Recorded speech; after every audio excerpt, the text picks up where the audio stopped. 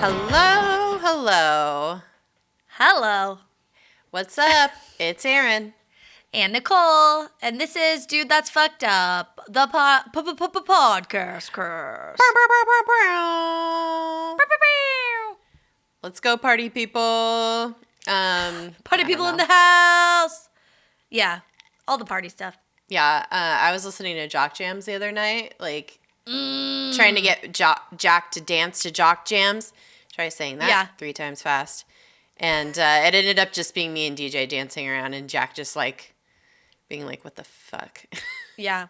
Oh, but he liked it. He liked it. He was entertained.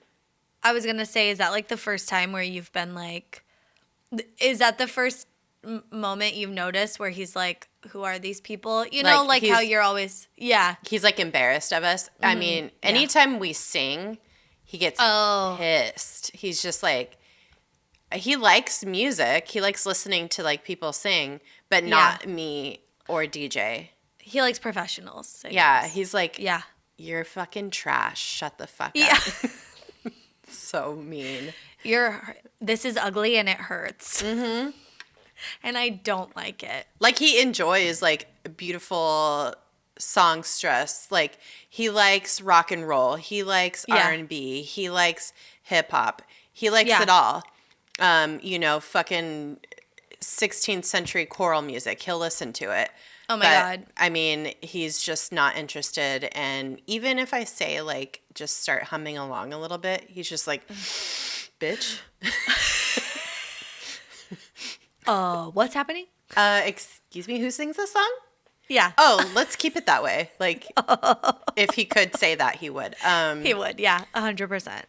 Anyway, well, we have a real fun show for you. It's not about jock jams or anything else that we've been chatting about. But before that, do we have any business? We've gotten some great Sinterklaas poems. Yes. Yeah, we posted about it this week. Anything you want to send us, like, it doesn't even have to be a Sinterklaas poem. I think that would be fun because that's our tradition. But, like, if we're just looking to do a big listener episode. So if there's something you want to send us that you want to hear on air, like, this is your time to shine. If you have a really, truly...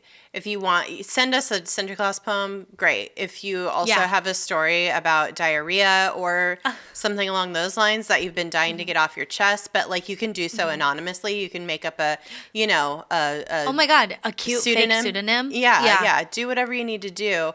But we will read it if you want us to. Just specify if you want, us to use a fake name. And we can make one up if you want. If you're like, I don't know, just like don't use my real name. We'll make one up for you. I love it. Or you can make one up for yourself. It's something that you've always wanted to be called. I don't know. This is your time to shine with your diarrhea story. Anything goes, it's gonna be festive. It's gonna be fun. Try to get those into us. I would say by what date do you think?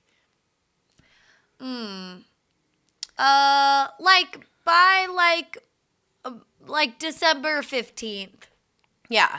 So if you're listening to this and, the deadline's already came, then there's always next year. There's always future listener episodes also. So totally. Don't worry about that. I think we don't really, I think we did more soliciting early on in the podcast where we were asking for stories, but then we just get distracted. And usually by the end of the podcast, we're like, okay, follow us on social media. Bye. Like, we're kind of done. So, and it's just because if we don't stop, what we'll do is we'll keep false stopping for like 40 minutes. Because we'll just talk to each other forever. Yeah. We just kind of forgot to ask, but we're always looking for listener stories. The more fun and fucked up, the better. We don't want your like actually fucked up stories that are sad or scary. Like those. That's not for us. We're a comedy podcast. Yeah. But I think you know that. Mm-hmm.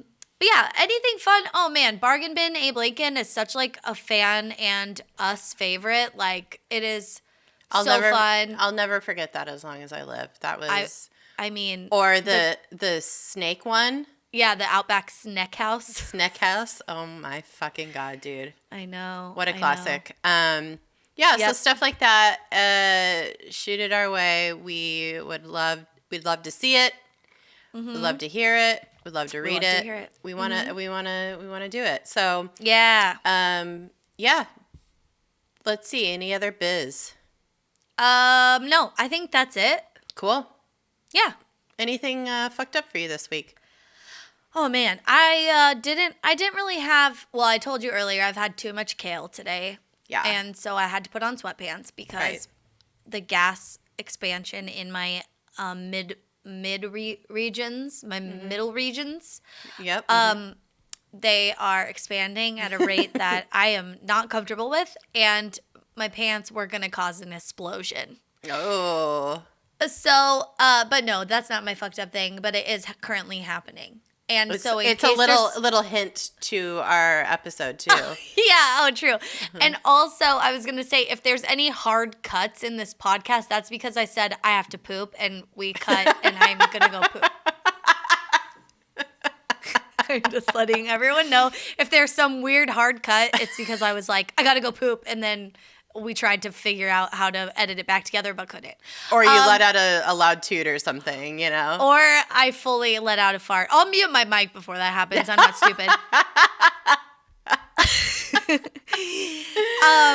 But my fucked up thing today is my dad was so cute yesterday. We get him groceries, like just a couple things every week. Mm-hmm. And so he came and picked them up yesterday, and he like handed me a little paper bag. Oh, and the week before he gave me a ukulele, which was so cute. He ordered it online. It's so cute.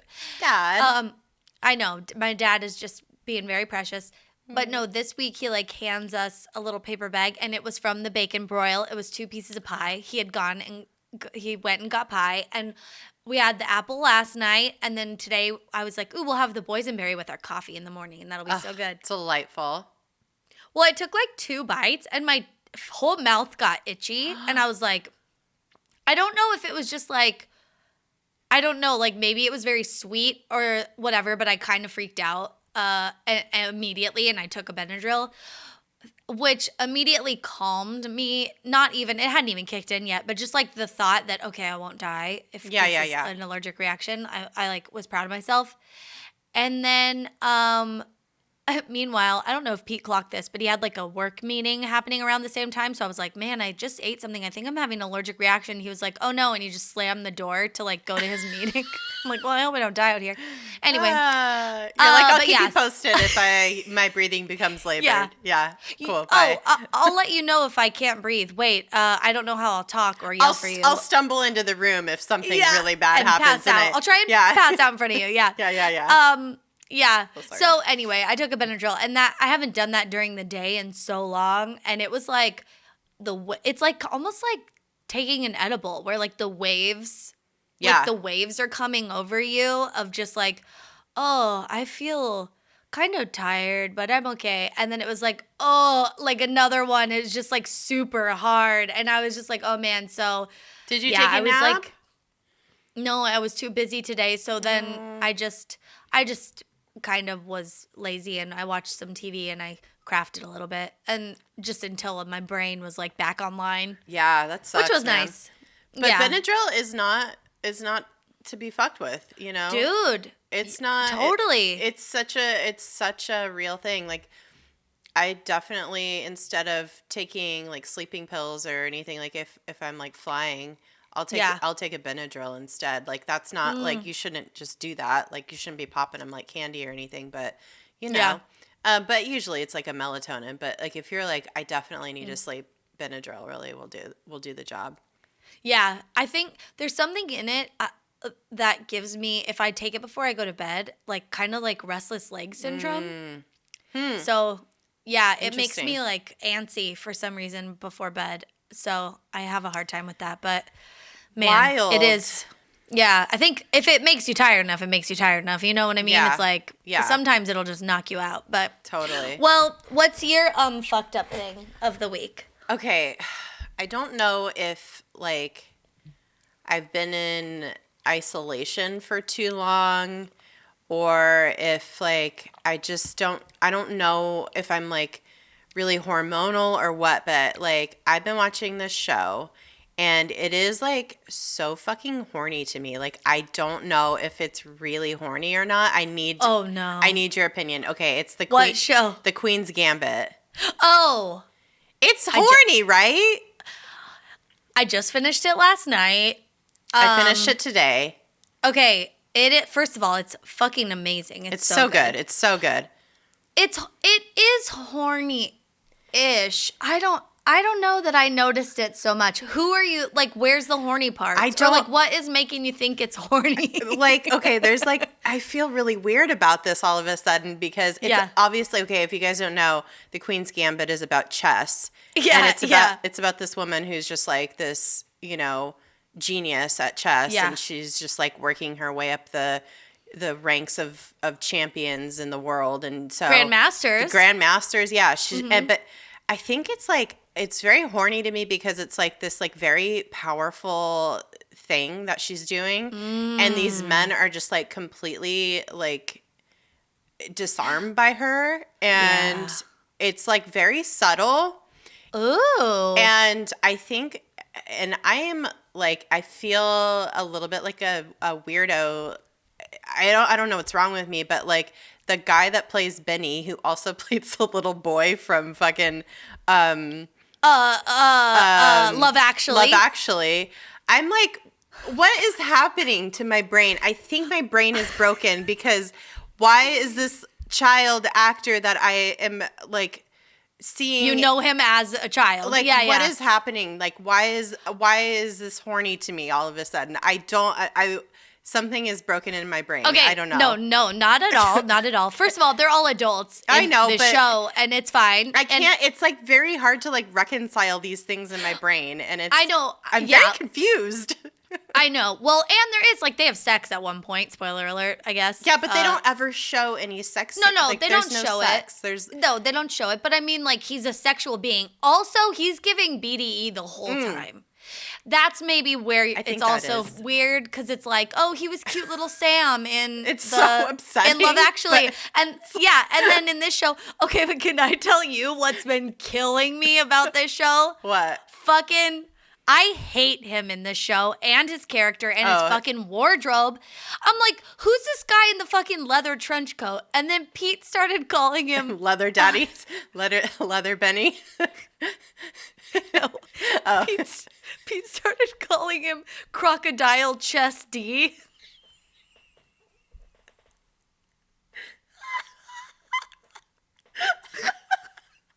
Oh my god, you guys. Because he carries a knife and shit. And he's wearing this, like, weird, like, fedora fucking leather hat thing. Oh, God, I know. It's like Indiana I'm so confused. Like, this is not at all anything that I'm, like, attracted to. But, like, oh, my God. It's like of the time, you know, because it's, like, it's, like, set in the 60s. Is and it? No one wore that then or now. But that's what I mean, because it was, like, he was, like, this, like, fucking hipster for the 60s, you know, he was like counterculture.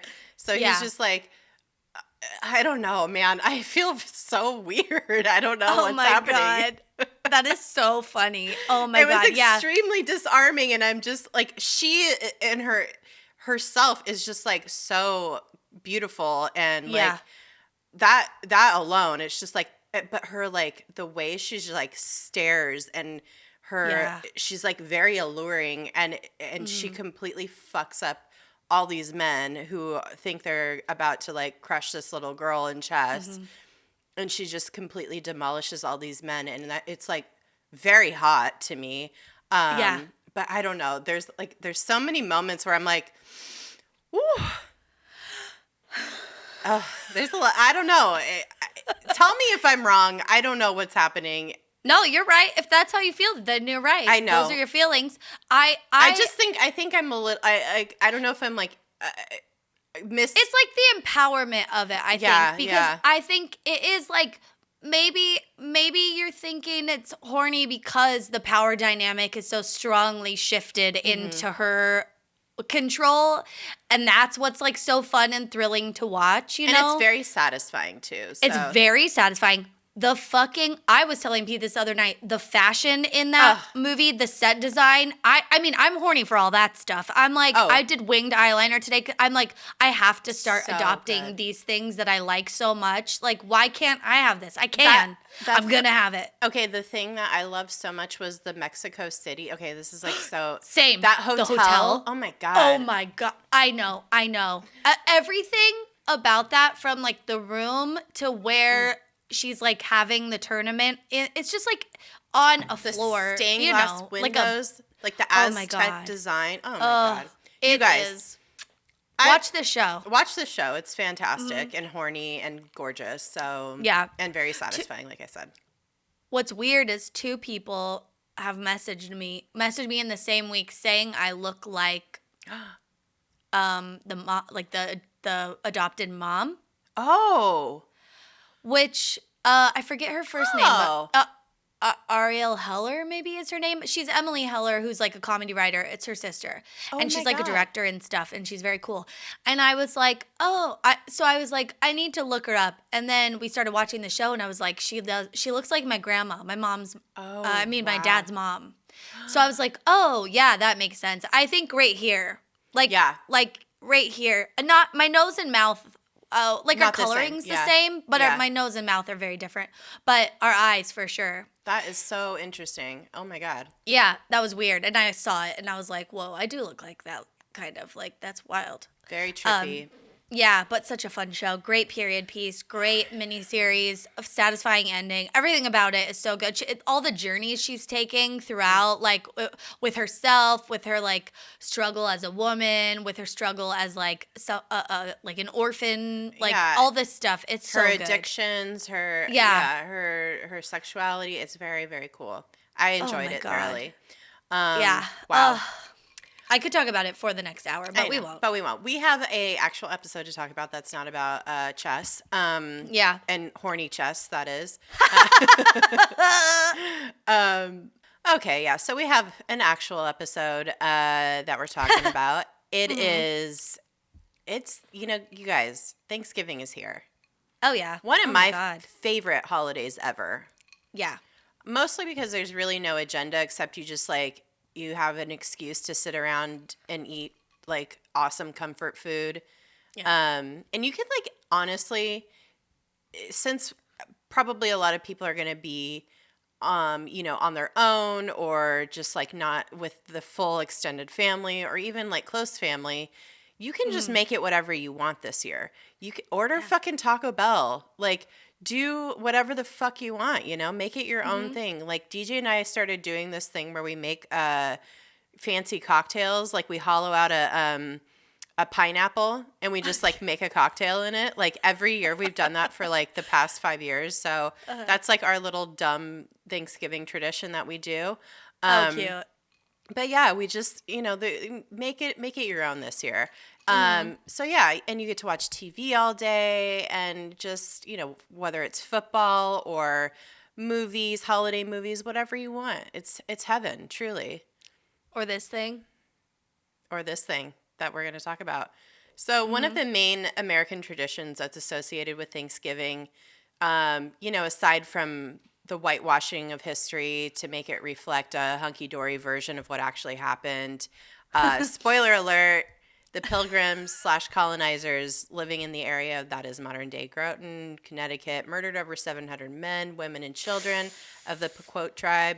In 1636, the next day, the governor of Massachusetts Bay Colony declared, quote, a day of Thanksgiving because 700 unarmed men, women, and children had been murdered. So, oh my God, that's like, just the real spin that we put on Thanksgiving is very American. But also, you know what else is really American? The Macy's Thanksgiving Day Parade. Sorry. It's I feel like we should say we were like, oh, it's Thanksgiving. Maybe we should do an episode on like the real origin of Thanksgiving. And then we were like, oh man, It's a lot. It's a lot. And also, not that people shouldn't talk about it or we shouldn't talk about it, but we were like, I think we could find something that's more on brand for us and still acknowledge, like, as everyone is acknowledging more and more every year, hey, this is a time where we didn't get all the information, and it's like, you know, maybe we shouldn't be celebrating what happened at the original Thanksgiving, but more so what it's turned into, I guess. I don't know, like a day to get with your family. Yeah. I don't know, but we did. Yeah. We found the Macy's Thanksgiving Day Parade, and we were like, yeah, there has to have been some shit that's gone down with that, and there has been. Oh, yeah. So this year marks the 94th annual parade that has been going on for obviously 94 years. That's a long time. So there's obviously lots of things that have happened in that time. So we're going to talk a little bit about this extremely American tradition today.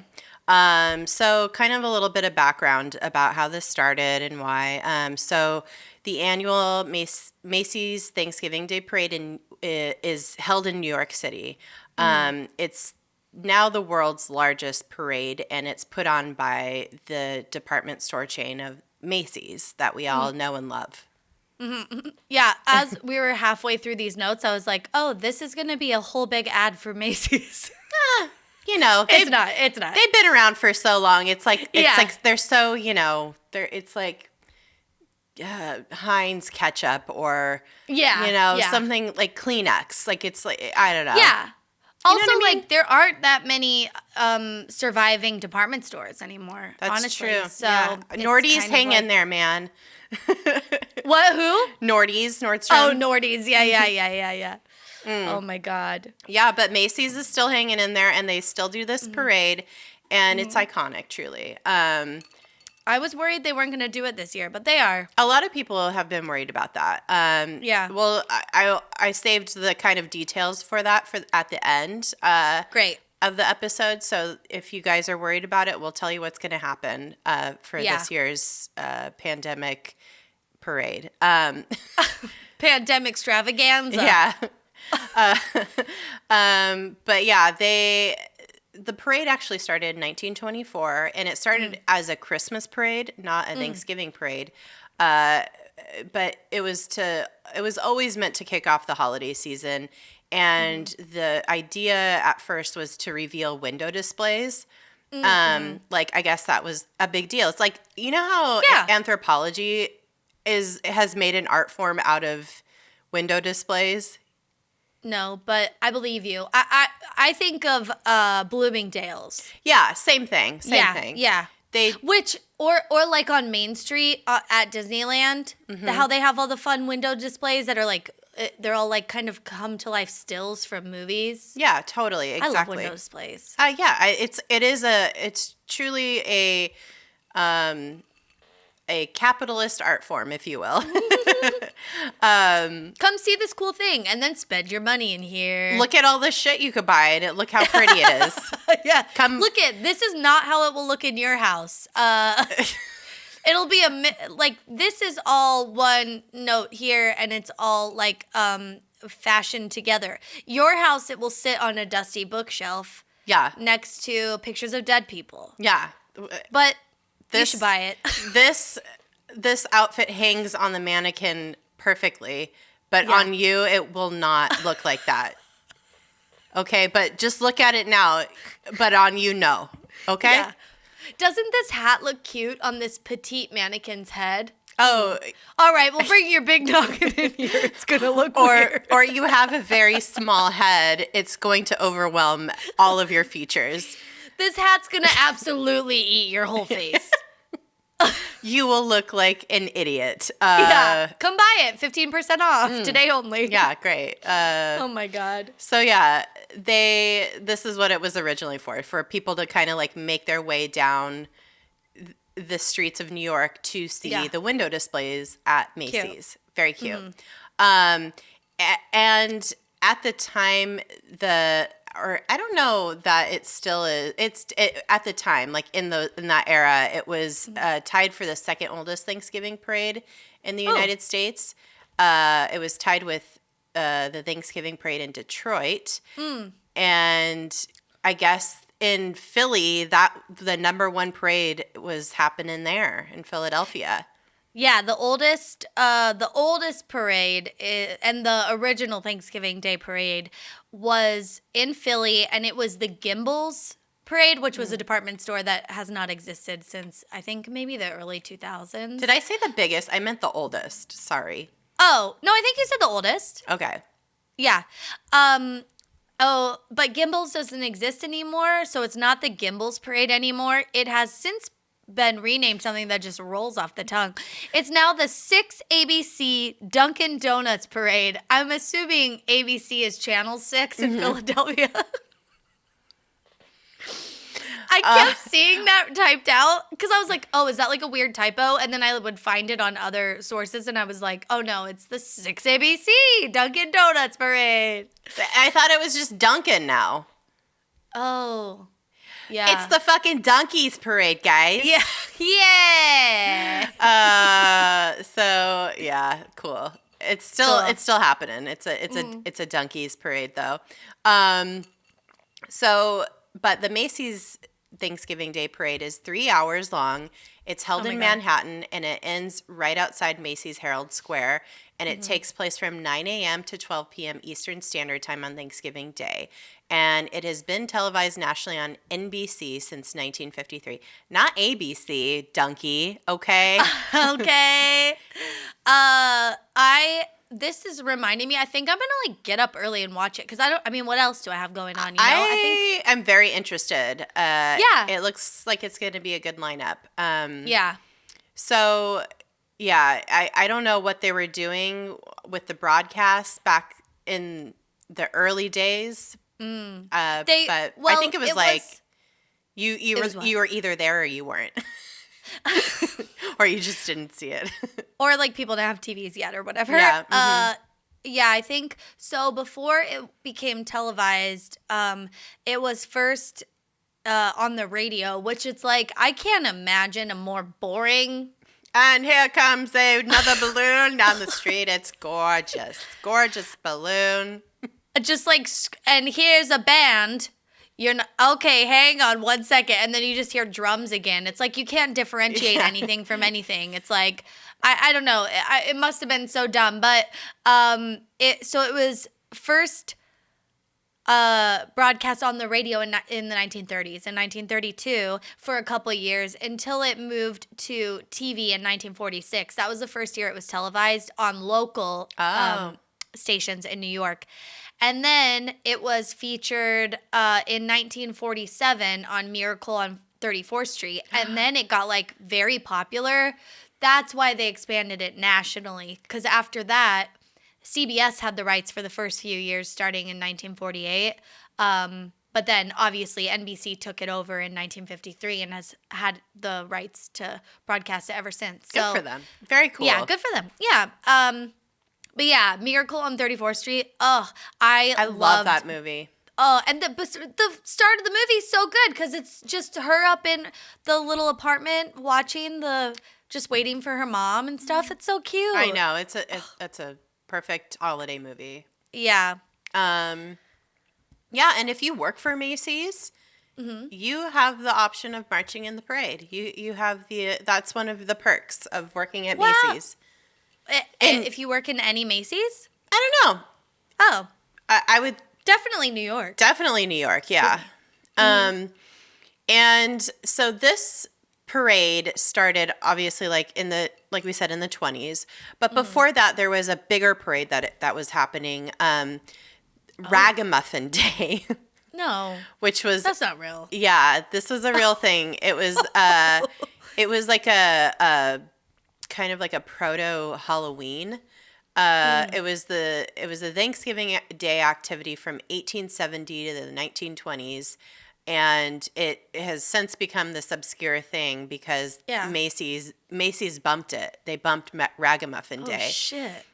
So Ragamuffin Day used to feature children going around and performing like a basically kind of like early version of trick or treating, and by the 1920s, though, it really started, like, annoying people. So yeah, you just had Halloween. We just gave you candy. Yeah. And it's almost the holidays. So like why are you here? Also, it was like the Great Depression came through and everybody was like, I'm sorry, I have literally nothing to give you. Yeah. So everybody's a ragamuffin here. Okay. So there was a lot of public backlash against it, against begging in general, which is fucked up. I mean, people were hurting in the 1930s and people were having a hard time. So this is like everything was happening and it was just like became this thing that was very frowned upon. And it kind of led to the promotion of other festivities, which included the Macy's Day Parade. Oh my God. So they got a boost from the Great Depression. Jesus. Oh my God. Well, yeah. Wow. They were able to really finagle their way in there and like take it over. Oh, you guys are begging? Oh, that's like so gross and poor. How about like we, a department store that's so fancy and cool, do something different? Here, let us take over. We have money. Yeah, it's fine. Oh, God. Yeah. Well, I did read that there were, because I just, I don't know if everyone listening knows that I have a radio show now available on Spotify from Long Beach Public Radio. It's called Shameless. You can find it on You need Spotify. some more Nicole content in your life? Get on Spotify and get that Shameless life. Okay? Oh my God, yes. I did an episode on like weird laws. Because I had stumbled upon one and it was like an ugly law and it was basically to outlaw people like panhandling in Chicago in like I think the late 1800s. I can't remember the dates, but it was like mid to late 1800s and it lasted for like 100 years or something. And it was so that you couldn't like if you were basically an eyesore or you were like or you were not like able-bodied or whatever, they didn't want you out like in showing public? The city that you weren't taken care of. Yeah. That is fucking fucked. Wow. Dude, some ableist, insane bullshit. That is some shit. Oh my God. It's some shit. They didn't even get rid of it till like the 70s. So ugh. Yeah, so I think this country has, I mean, look at what we do with homeless now. It's like New York solved, and I'm using air quotes, their homeless problem by like busing homeless people out of the city into areas where the rich people wouldn't have to look at them. So we got some problems. Anyway. We got a lot of problems in this country. We got a lot of problems, but we do have a parade. Listen, the parade just as a Band-Aid over everything. Yes. It will solve everyone's problems, at least for 3 hours. Look at these cool balloons, you guys. Check it out. Look over here. Hi. Don't look at those poor people. It's fucking... This is literally what it was. Unemployment's been the highest it's ever been in, like, so long. But, like, look, a Snoopy balloon. Oh, God. Well...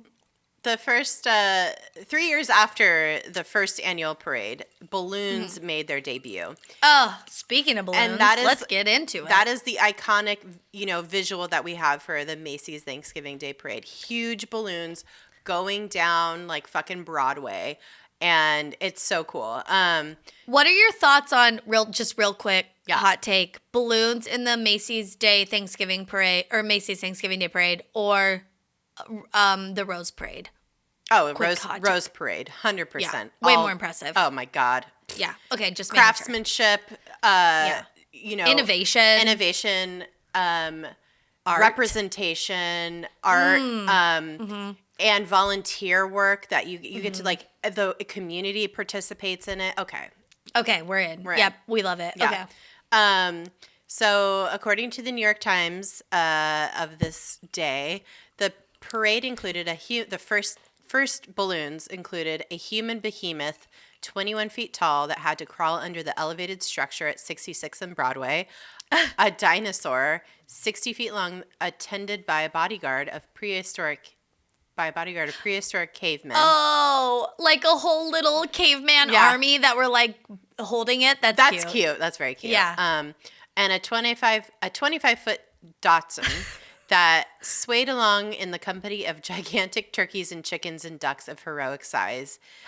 And then also in the parade that year, but it wasn't mentioned in the Times, was the first character balloon, Felix the cat.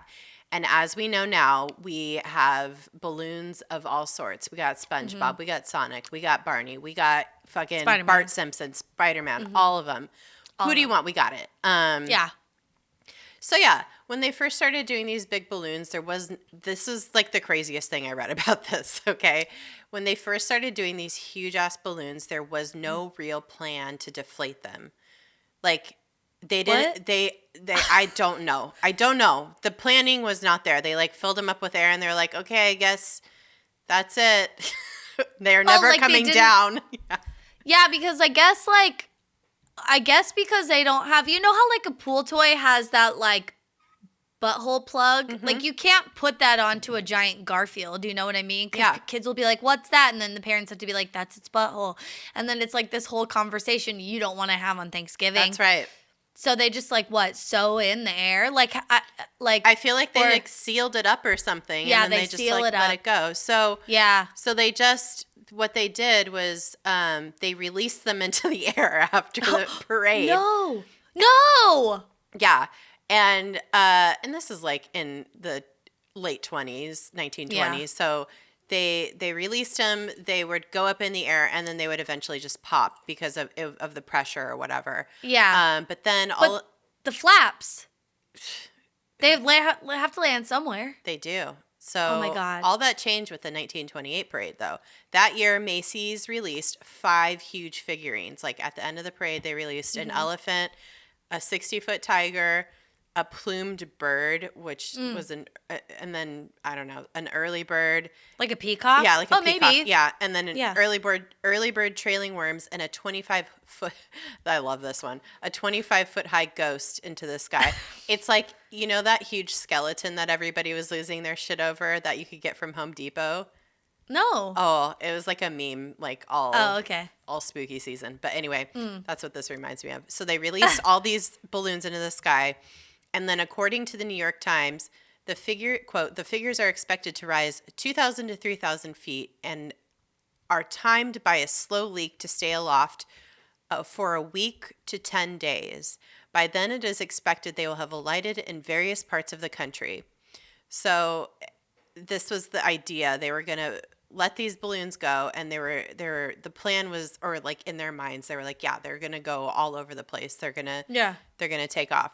And then there was a reward. So if you if you got the balloon and returned it to Macy's, you get $100 reward. That was a lot of money for them.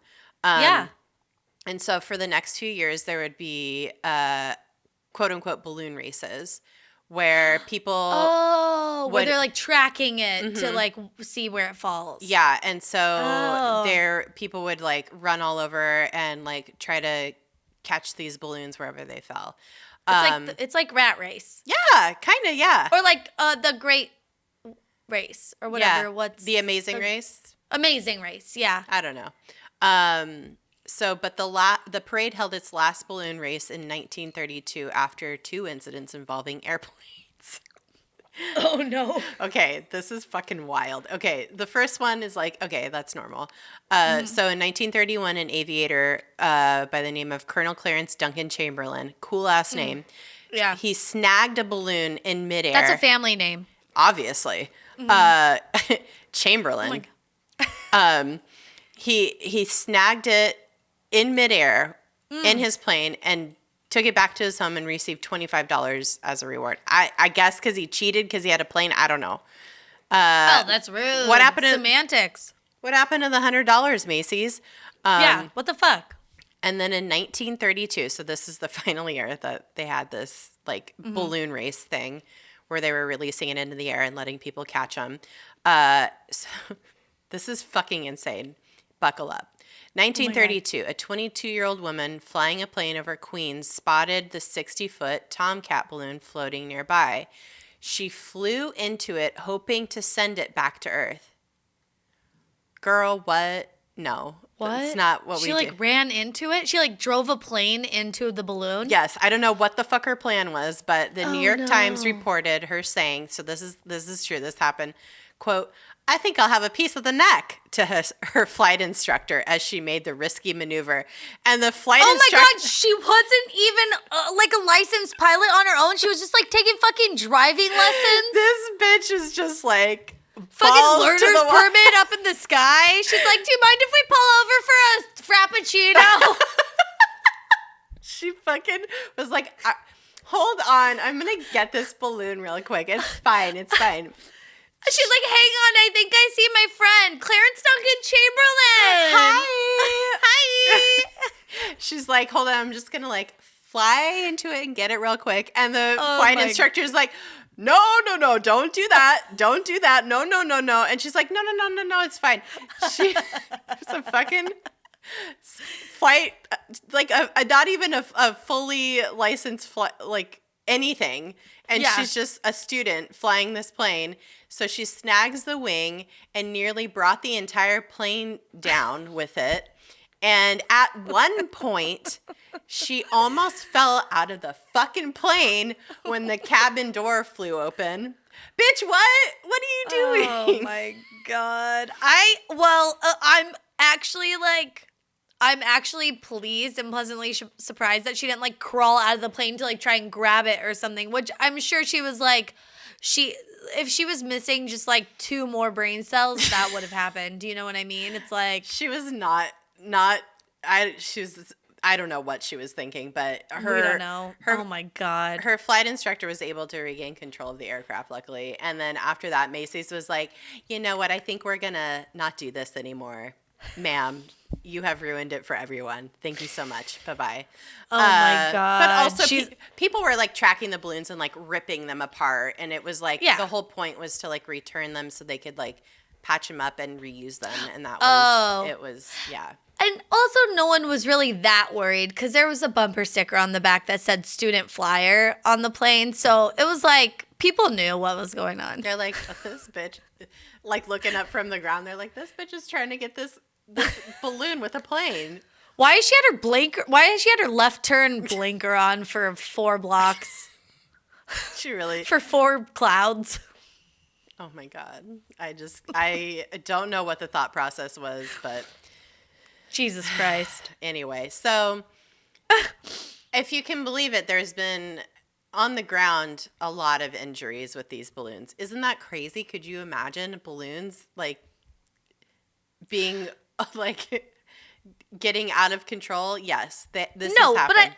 But also I kind of can't because like a lot of these happened not in the 20s or whatever. It's like a lot of these are more recent. So then it just makes me think, what are people doing? I think we are flying. Flying too close to the sun. The hubris has grown every year.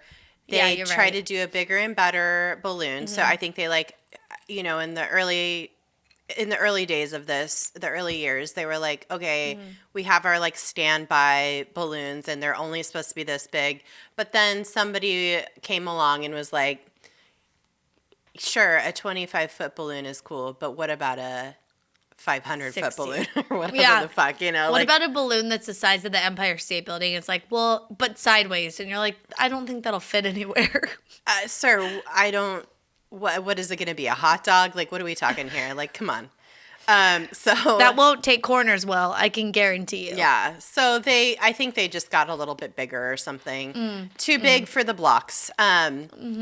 So the first incident of a balloon gone wrong. A balloon injury. Yeah. I mean, I'm sure there was others before this, but they really ramped up in the 90s. So during the 1993 parade, a very strong gust of wind pushed the Sonic the Hedgehog balloon into a lamppost at Columbus Circle.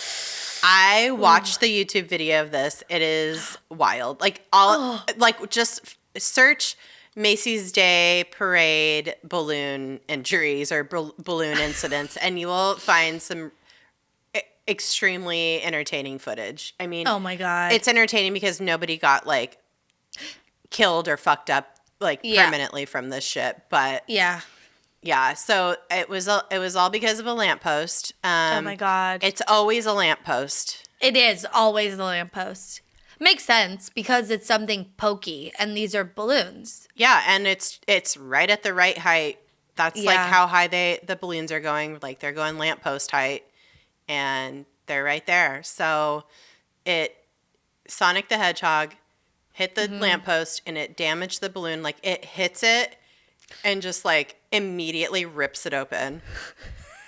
And and when it popped it, it like the material like folded around it. Yeah, it flapped around it. Yeah. Murderous flaps encased the lamppost and like pulled the entire lamppost down. Dude, yeah, those flaps were like, you're coming with me. You mess with the bull, you get the horns. And it was like, poof, and it just like ripped the lamppost out. Yes. Which is pretty impressive. Sonic thought he was going for those rings and he just like, he landed on the spikes, you know? So, and all of his rings went everywhere. I don't know. I've been playing Sonic on my Switch. Oh, love it. But that incident actually hurt a off-duty police officer and a little girl. And they were fine. They had minor injuries. Yeah. And they were treated at the scene and, cuts, bruises, bump on the shoulder. And then in 1997, more strong winds. See, this is the thing. When there's strong winds, it's going to be a bad time. Weather isn't great for a parade with giant balloons. Like whether it's rain or snow or wind, it's like the balloons are already could be a problem on their own with no elements, And then it's like, and then you just add in all this weather. And it's also like, this is not a great time of year for good weather. I was going to say, this is just a really rough time of year to try to have a parade in general. Yeah. Especially on the East Coast in New York. It's just like, we always talk about rain on a parade, but this like wind in a parade is what you do not want when you have giant balloons and lots of people standing around watching it. It's a bad recipe. So in 1997, more strong winds. The Cat in the Hat balloon, again, came in too close of contact with a lamppost. Now this one's fucked up because this actually really hurt somebody pretty bad. The lamppost had, kind of the whole lamp part fell off and hit a woman in the head, fractured her skull, and she was in a coma for a month. Oh my God. Yeah. So I think after that's when they were like, yeah, I don't think we should make these balloons like insanely big anymore. Oh my God. Also, like how, I would hate if that's my story. Like you woke up and then it's like, where have you been for the last month or whatever, you're like checking emails or whatever, returning voicemails. It's like, oh, the Cat in the Hat balloon put me in a coma. I don't know. I'd be like, a good story if you can come out of it okay, I guess. I guess. I think that woman ended up suing. Oh, good for her. So it had a happy ending. Yeah. So it wasn't great, but she was okay after everything. I mean, I hope everything's okay with her still. But that made it so that they had to like have restrictions on the size because obviously that was the fucking common denominator here.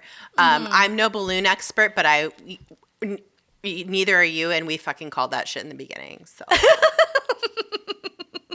Adoy, come on,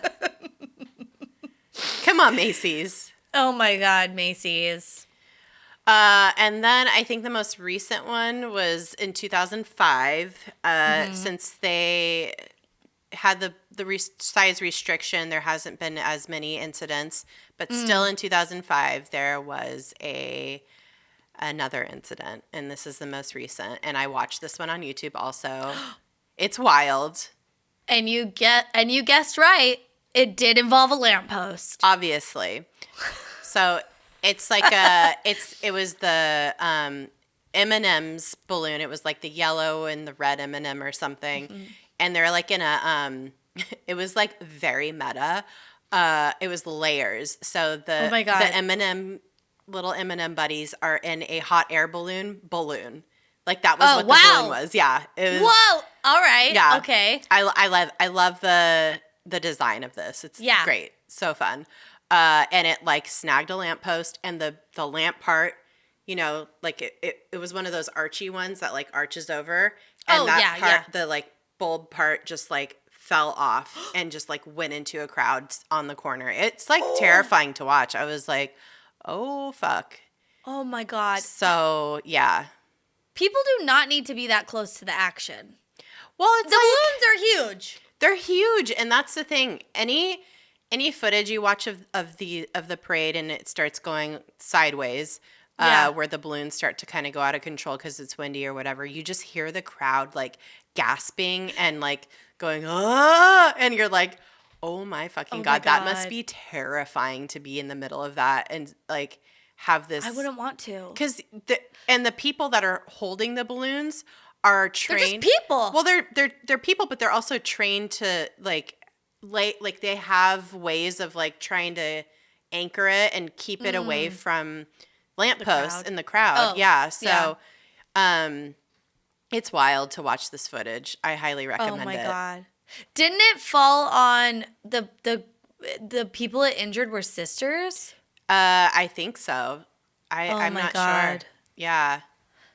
Oh, wow. I read that they were sisters, which, okay. And then as a result of this incident, so the incident prior, they like eliminated larger balloons. And then with this, they had to introduce new safety rules. Yeah. And then they retired the M&M balloon, I guess, because like it was a problem and it didn't like comply with the new safety rules. Well, it wasn't just like one thing. It was like, there was like, you know, things that could get caught way more easily on things. Like it was like too intricate of a design. Yeah, exactly. There was like, I don't know. And it was a weird thing.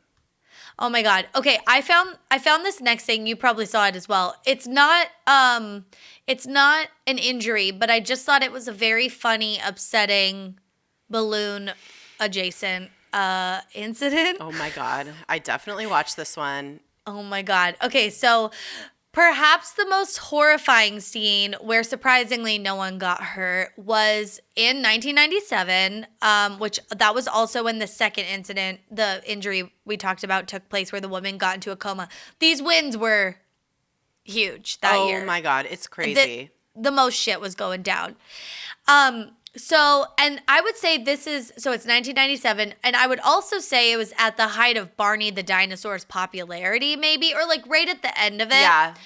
And his balloon got a huge gash in the side of it, and a lamppost, yeah. Of course. But it didn't rip the lamppost out and hit someone with it. But it was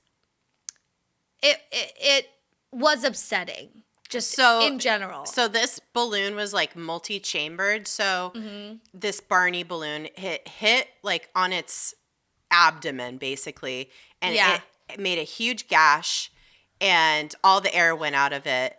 Oh my God. But its head and legs and arms and tail still had air in it. So it was like, and then the huge gash like kind of made it into a sail.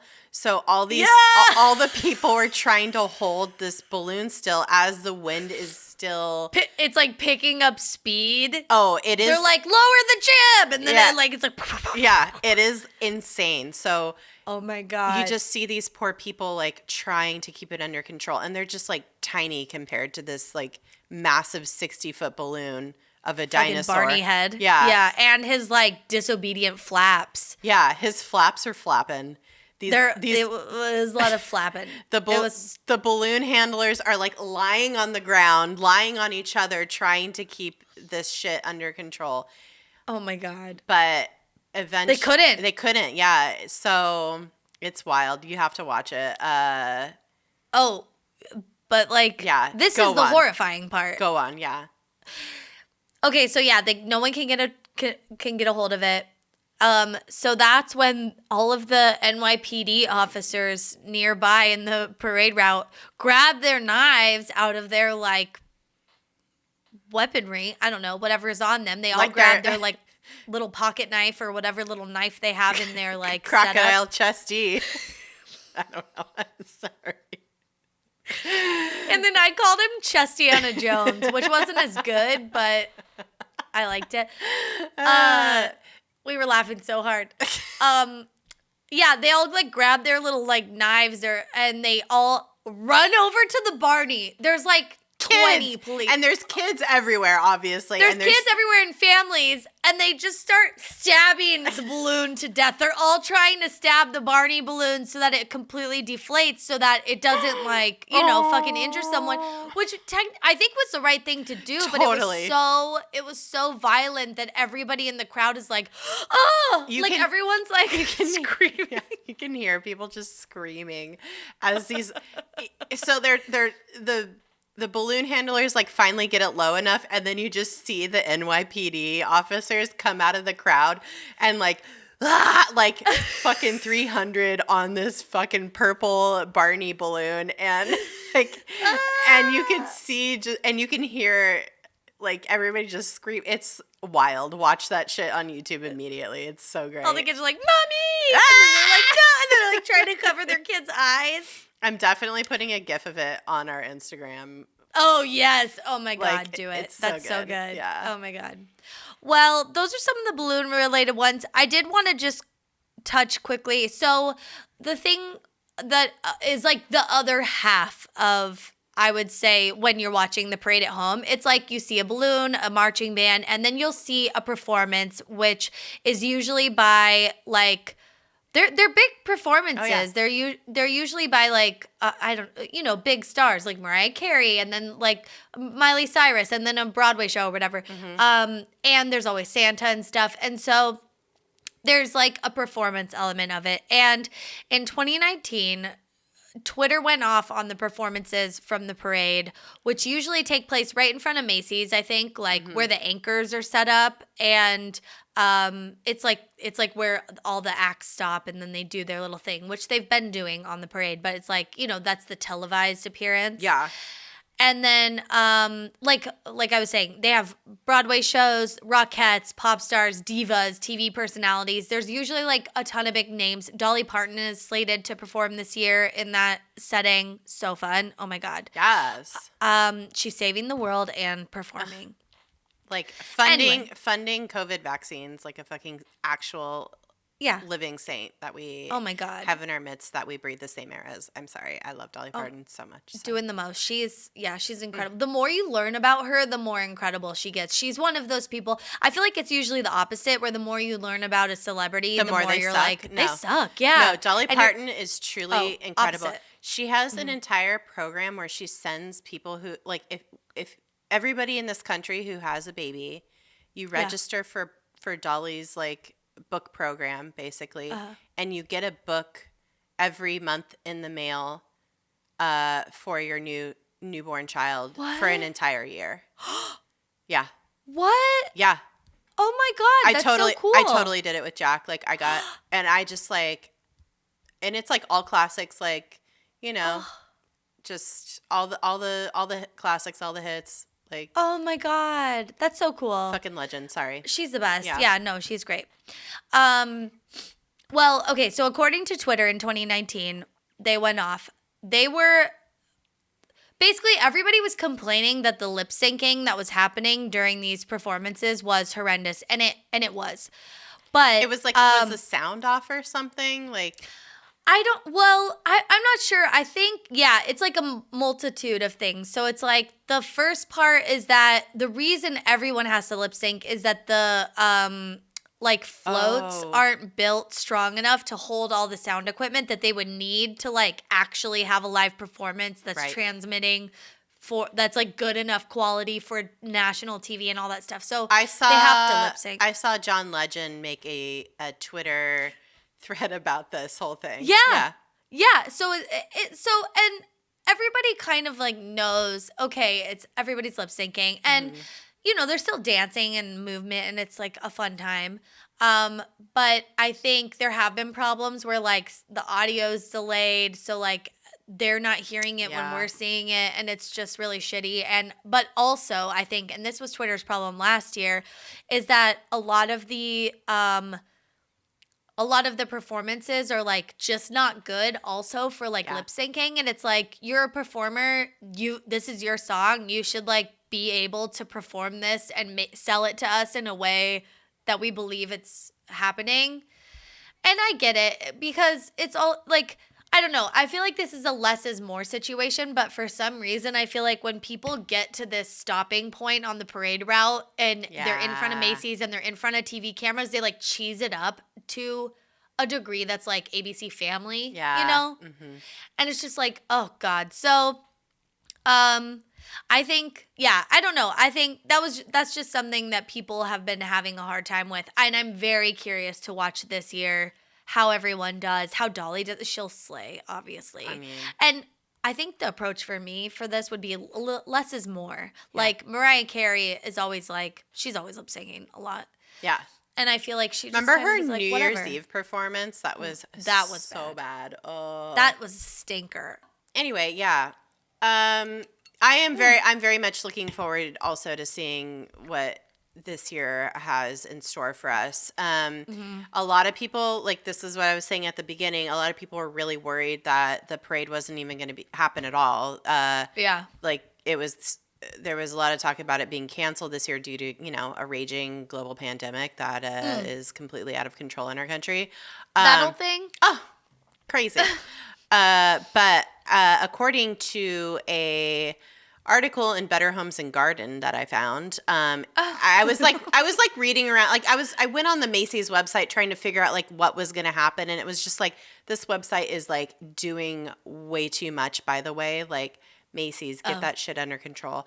So I actually found an article in Better Homes and Gardens that puts it pretty succinctly, the new protocol for this year's parade. So it says, quote, to execute the event safely, the number of participants will be reduced to about 75% with the taping of performances spread out over 2 days.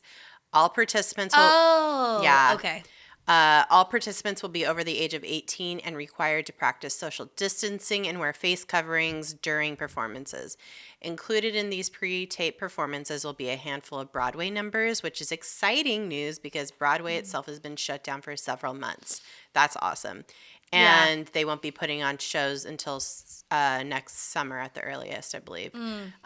We could expect to see performances from the cast of Hamilton, Mean Girls, Jagged Little Pill, and Ain't Too Proud as part of the parade on November 26th. Well, yeah, so I think it will be a interesting parade this year. So tune in.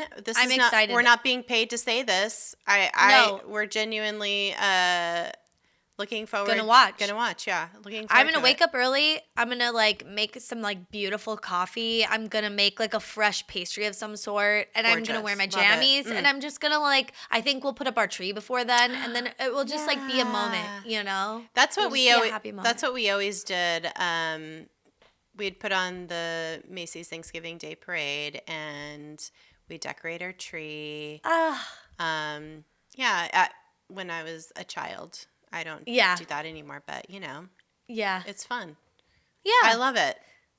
You could put up just holiday neutral decorations. I have some garland with lights in it. My mom sent me a fairy tree. It's like this very cool. It looks like, I don't know what it looks like. It's just very cool. It's just like, I'll send you a picture, but it's like, it's very festive, but also very fun. And even DJ, who's like, kind of like, not weird about that stuff, but just like, he's like, not Christmas. It's not part of his celebration. Yeah. And it even looks like a tree of life. Like, so it's just like a fun festive thing. And it would totally like blend in with like Judaica, like with like a Hanukkah or a menorah or whatever. So yeah. I just like the twinkly lights. Yeah. You could just put that everywhere, Totally. Anyway, so so fun. So festive, so fun. And that's all I got about the Macy's Thanksgiving Day Parade. Oh my gosh, it's so fun. Follow us on social media at DTFU Podcast, all the platforms, YouTube, Twitter, Instagram, Facebook. We're on TikTok. Oh my God, I forgot. We're going to put more stuff on there, we promise. Yeah, everywhere. Go to our website, DTFUpodcast.com. Send us a note through the website. You can send your center class poems through there, or a fucked up story that you might have, or you can just send it directly to our email address. It's dtfupodcast@gmail.com. Many ways you can get in touch with us. Yeah, so many ways. Also, if you would like to leave us a review on iTunes, that's always much appreciated.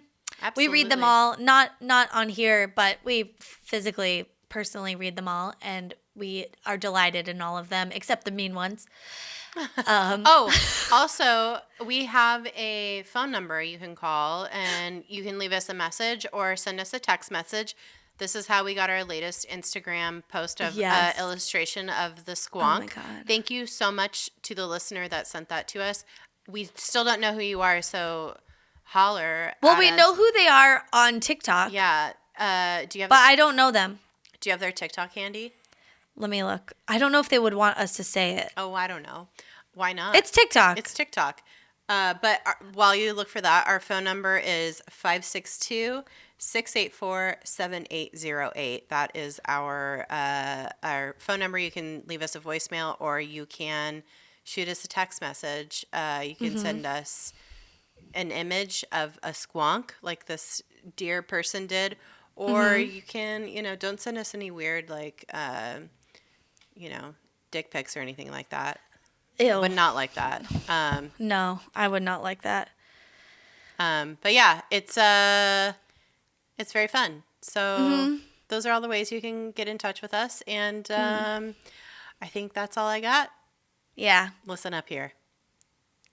Be excellent to yourselves and each other. Bye-bye. Bye-bye.